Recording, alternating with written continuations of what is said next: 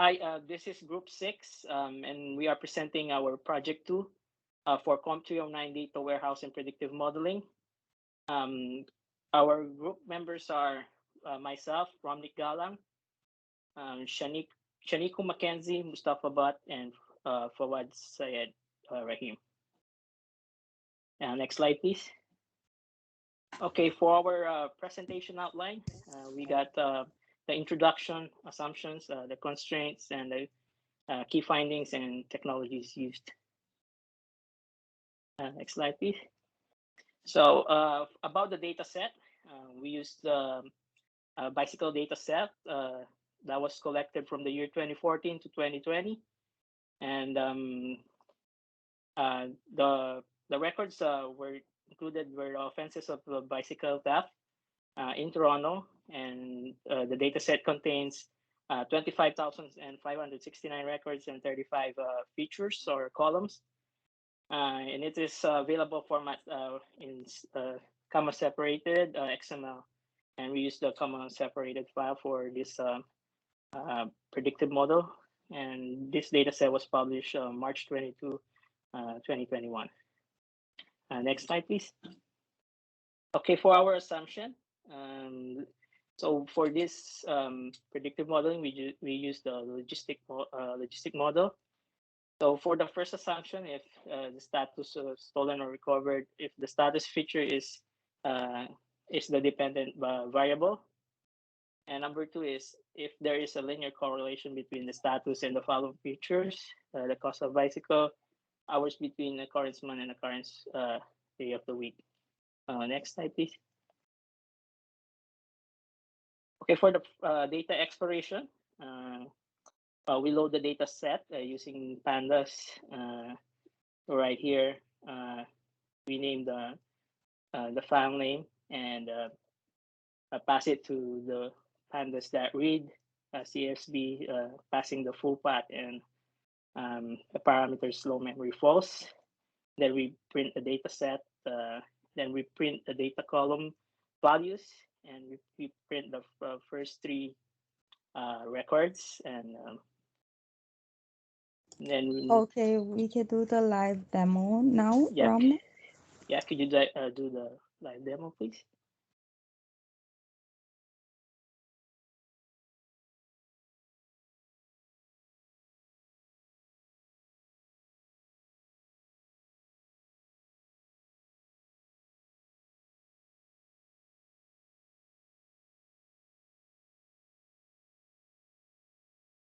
So yeah, so tell me what you want me to do. Like, you want me to print the data? Yeah, I can. So for this line, we print read the data set, then we print the data values,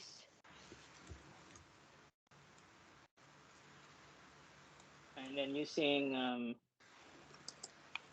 print date df.head will print the first three values or three records. Okay, now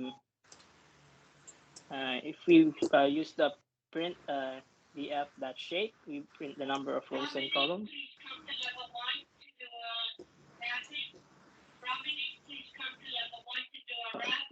Okay. You have to go. Yeah, is that enough, or we need to go still? Maybe That's that's enough for me. Yeah, I think that's enough for me. You got called out. So, I mean, what can you Yeah, do, right? I have to go. I know. Just put in Yeah. what the introduction or the Okay, Yeah, no problem. and I'll just do continue a the little bit. data exploration. Yeah. Just do Just the switch out. exploration. Yeah, that's okay. Thank you, guys. Thank you, guys. No Have a problem. good night. Good night. Bye. I'm gonna drop off the call. Thank you. Bye. All right, so I'll continue from here. So here we have the shape of the data set. Then we moved on to looking at unique values and the specifically for the counts to find densities of the values for each of the columns. And then we also, oh, am I going too fast? We just jump to the for. I mean, I'm sure he knows. We'll jump to the for loop, the where we print the unique values and numbers of them. Okay. Yeah, so here we took all of the unique values and have them displayed all at once, including the count as well as the actual values.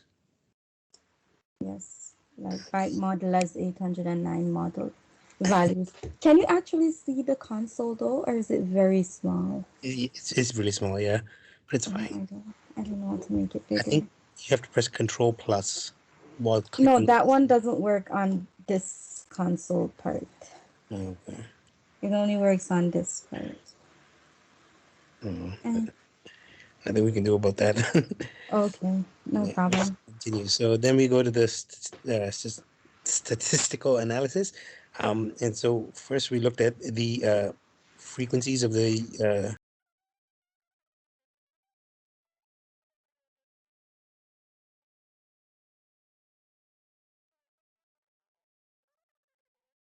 so we were looking for the value counts, which are the unique values, the numbers of them for each of the columns. And we also used the describe method to get the mean, the standard deviation, the quartiles. We started with the group by. We started grouping by certain columns, and we were printing the mean standards with the column. We did it for.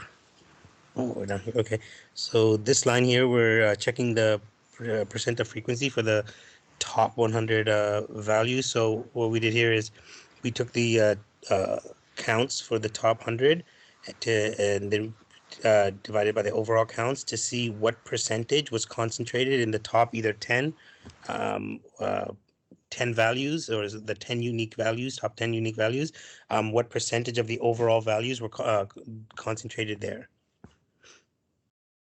And then from here we went to the correlation, and that's it for statistics. So for missing data evaluation, simple, straightforward, we subtract the count from the length, and we see everything there.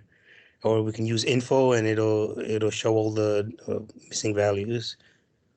We can just sum up the null values with the is NA, and then do the sum for the columns. And that's pretty much it for missing data evaluations. So then we can go to graphs and visualizations. Do you want to do the graphs and visualizations? Yes, I can do that. Okay, so I will be talking about the graphs and visualization. Basically, these help us to determine the business logic of our data. So I could do a short demonstration to show you. So here we plot the histogram of the status versus the frequency. So yeah, it plots. Run.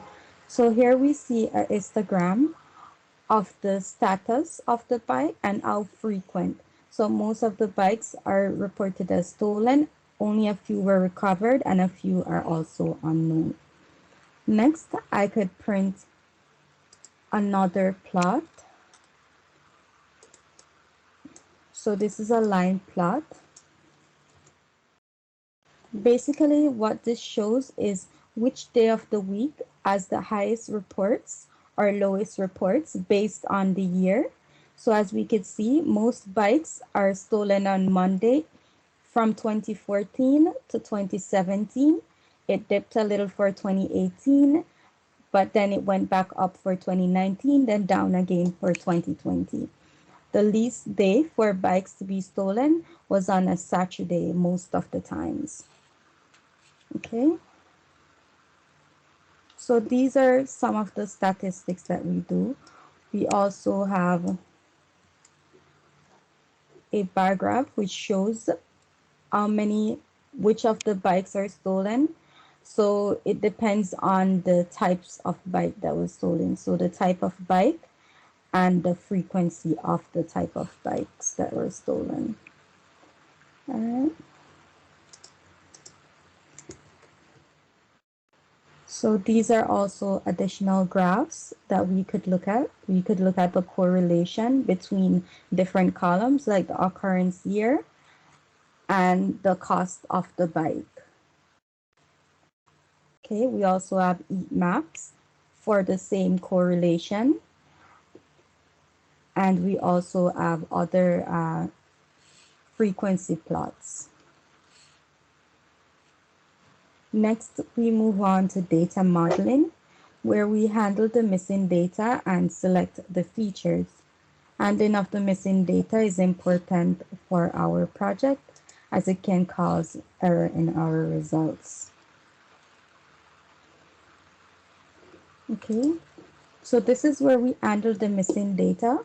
First, we remove the columns that we don't need, which is the unknown columns. So I will run that and you see the unknown is removed and it's only left with stolen and recovered. Next, we convert the status to a binary format. So the record of 0 represents stolen. The record of 1 represents stolen, sorry. And the record of 0 represents recovered bikes.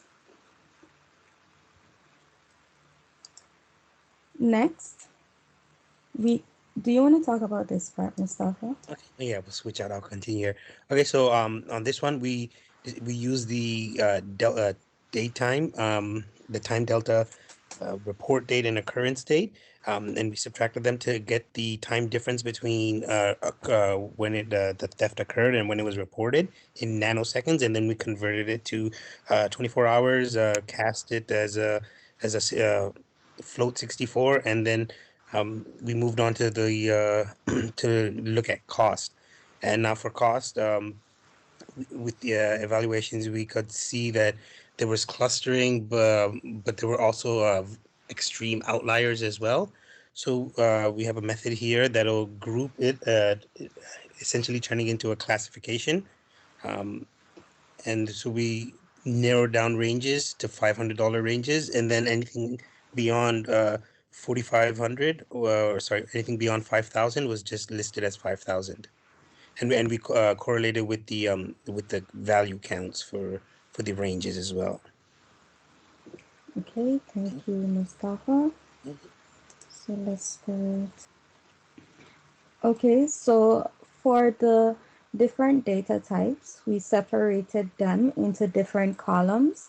So we basically separated them into category, others, and numerical data. We only use the categorical and the numeric data. So if the data is an object, it is deemed a categorical data. So we add it to that column and we assign the object to it. So what we also do is we fill the column with the mode, which is the most frequently occurring values, if it is a categorical data and there is a none or null or missing values. We also do the same for numeric value added to the respective column, and we also use the mean for replacement of any missing data. Okay, so now to feature selection. So for feature selection, basically what we do is we get the values for X and Y. Then once we get the X and Y value, the Y value is the predictor variable. The X value are the ones that are doing the prediction. So what we do is once we determine the number of features that we want, we fit the features to a model using the RFE package. And then what we do is from that, it shows the correlation between the columns and show which features are better predictors of the target, which we determined to be binary status earlier, which is the Y column. Okay, so I can run that. Okay, so the features they tell us whether or not it would be important in determining if the bike will be stolen or not. So here we could see the outcome of the feature selection. Okay, so here we have the top three features, which are premises type, bike type, and primary offense. So those are the top features that we got based on what was selected. So we move to data modeling. Mustafa, would you like to talk about the model? Okay, so we had an imbalance in the status column that we needed to take care of. And then we continued on to splitting the data into train and test samples. So we'll look at the code, I guess. Okay, so this is the scalar where we standardized it with the standard scalar. And then once we standardized it, then we moved on to normalizing with the clusters. And then once we had the clusters, we modeled them, got the stats for the model, and then once we were normalized, we also printed out a CSV version, or we printed out the CSV, the clustered bicycle theft data, and then of course plots to visualize everything, all the changes, all the minutia. And then from here, we move on to the test. Oh, yeah. So we also dropped the cluster column, so it didn't interfere later on. And we proceeded to doing the train test split of the data.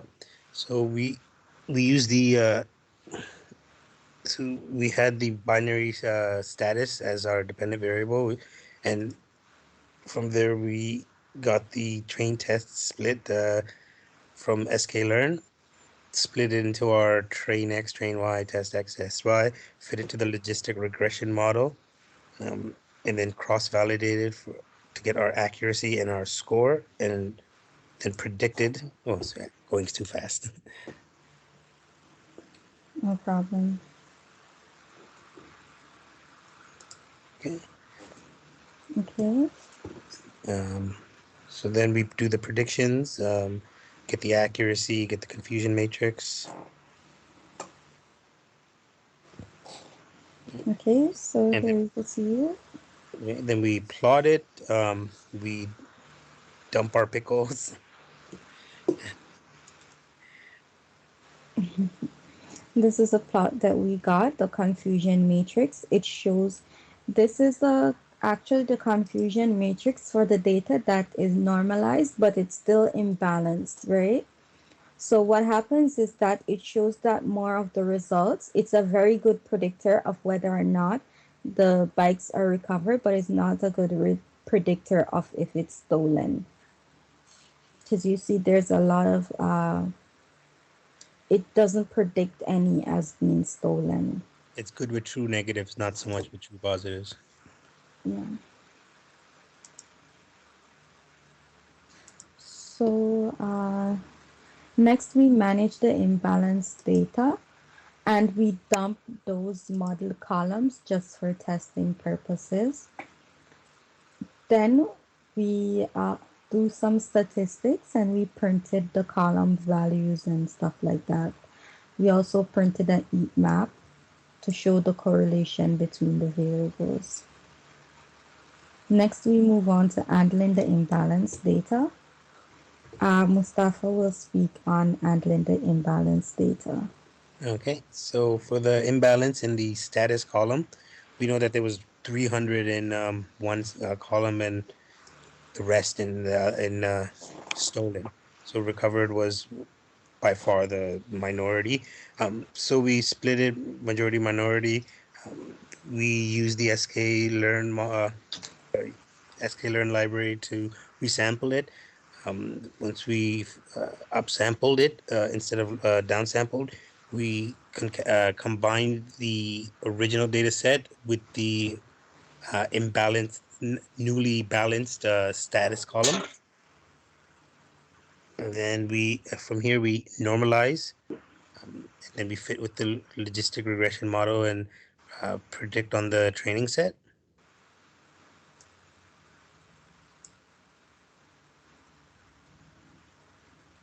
Okay. And from here, we move on to predictive model building, which we have this train test split again. We Oh, we also got the accuracy, right? Oh, right. Sorry, I Um, forgot about that.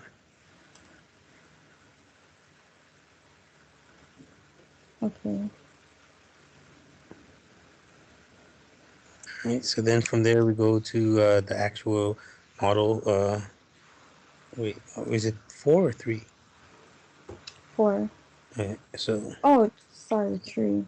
yeah, so we go to the Predictive model building. yeah. So once we have the logistic regression model, we fit the X and Y columns, and then we can print out the column values just to see what we're working with. Um, and then from here, since we have our model fitted with our data, it's time for the scoring and the evaluation, and use sklearn for most of this, and we cross-validate tenfold k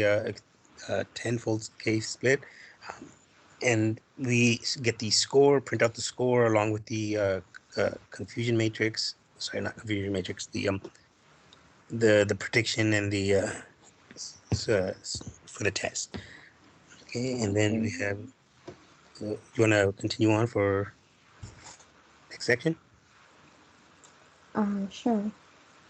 So next, after we predict the score, we also predict the accuracy using the metrics package from sklearn. Here we can see that the accuracy is around 66%. We also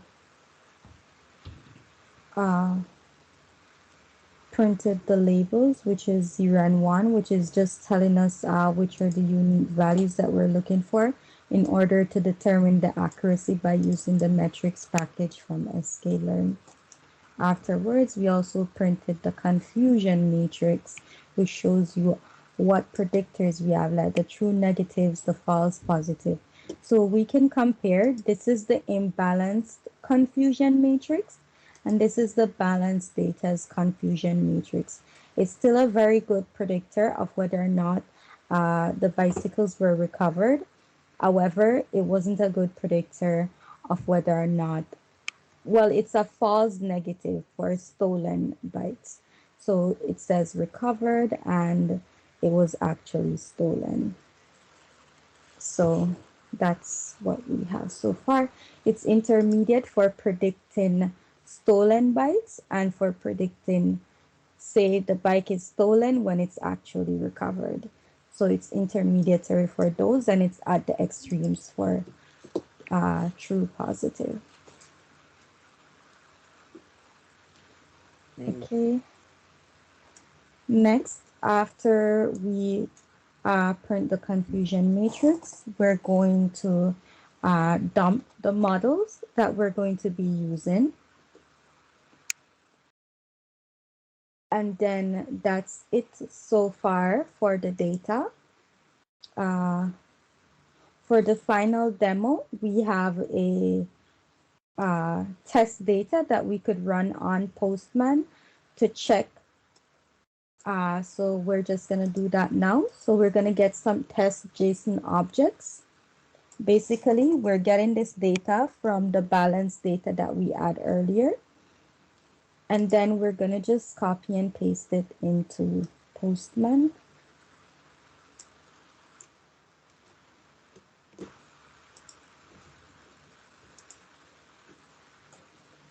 Okay. Okay, there's one already pasted there. So we're just going to have to also run the Python file. Yeah, so just to note, the Python file itself, we didn't separate the Flask app. It's all in one. So when we run the model, at the end, it'll go live with the Flask server, so we can immediately um, uh, go to Postman and do our predictions. Oh, I have to put my actual path.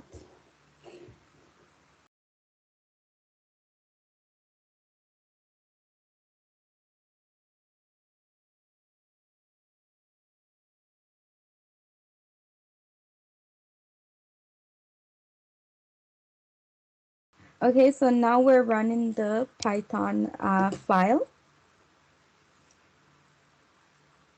And we can scroll up to the accuracy score when it's done before we go to Postman.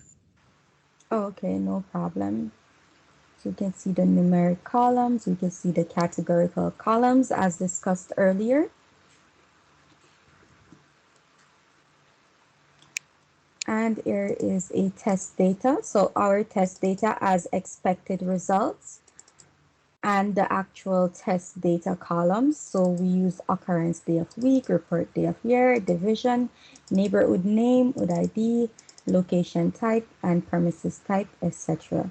So those are what we used. And our accuracy, well, the score for the model that we're using is at 66%, and the accuracy is at 65%. And this is the confusion matrix showing that it noted 4,044, which were actually recovered and they were recovered, and 2,504, which were reported stolen and they were actually stolen. All right. Next, we go to Postman. Make this bigger. Control. Next, so here we can see that we have our expected results and we have our test data. So the test data is what we will be using to determine the prediction. So here we are sending the request through Postman to the app. So you can see the app is running. Sending the data. Are you able to zoom in a little here? No, still not. Okay.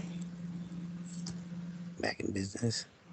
So here you can see one record of the test data. So from the test data, these are the columns that we have: occurrence week, occurrence day of year, occurrence hour, etc. And these are their respective values. So each of these are single records, and also we also have the expected results, right? So they're in separate attributes of the JSON that would be returned. So now we could send this data. We could look, it's being sent here.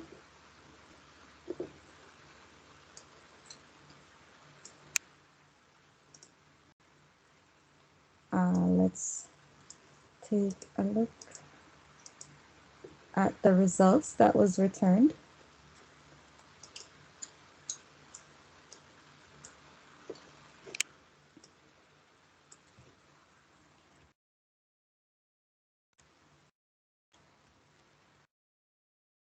Can you see it? Yeah, you zoomed out though. Like it's zooming in, yeah. One more level, I think should be good. There we go. Oh, I zoomed out a bit to show everything, but that's fine.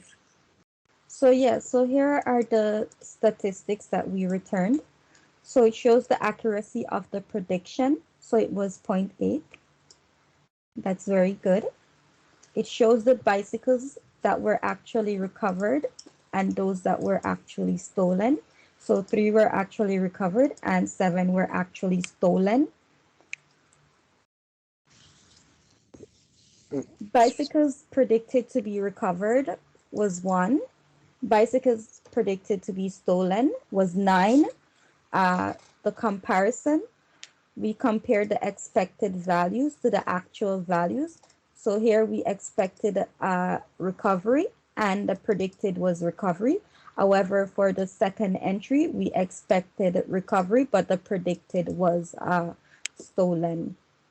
We also have the confusion matrix and then the breakdown of the confusion matrix to show that we had 0 false negatives, 2 false positives, 7 true negatives, and 1 true positive.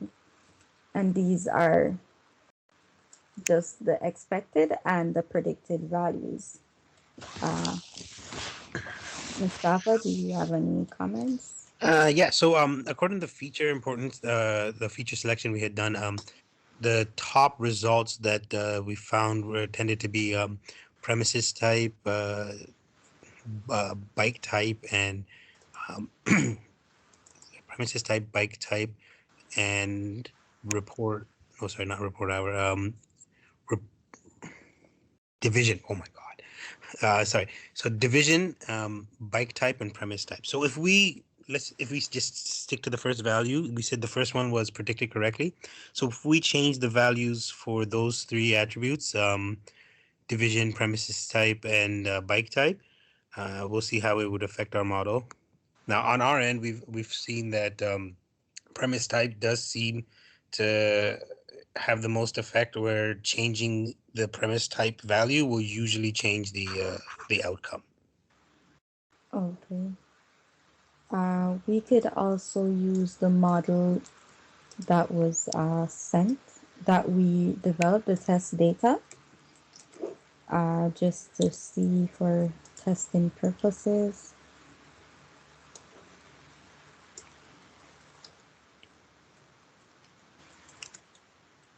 Okay, and we will beautify. That's neat. And then we will send this new model. And here we see that we gathered different results. The accuracy had dropped a bit. It's zero point 0.7 now, zero point 0.7 or 70%. The bicycles that were actually recovered were 5. Those that were actually stolen were 5. Those that were predicted to be recovered was 2. And those that were predicted to be stolen was 8. Here we could see the confusion matrix and again the breakdown of the confusion matrix. So there were no false negatives. However, there were false positives, true negatives, and true positives. And then these are the expected values, and these were the predicted values. And again, we could see column wise of the predicted compared to the expected. So like for the first index, predicted stolen was actually stolen. Second index, predicted recovered, expected recovered, sorry, and was actually stolen. Third column, predicted recovered and was actually recovered, and so on.